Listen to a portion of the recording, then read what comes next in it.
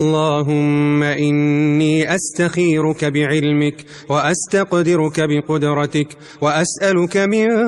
فضلك العظيم، فإنك تقدر ولا أقدر وتعلم ولا أعلم وأنت علام الغيوب. اللهم إن كنت تعلم أن هذا الأمر خير لي في ديني ومعاشي وعاقبة أمري فقدره لي ويسره لي ثم بارك لي فيه، وإن كنت تعلم أن هذا الأمر شر لي في ديني ومعاشي وعاقبة أمري فاصرفه عني واصرفني عنه، واقدر لي الخير حيث كان ثم ارضني به.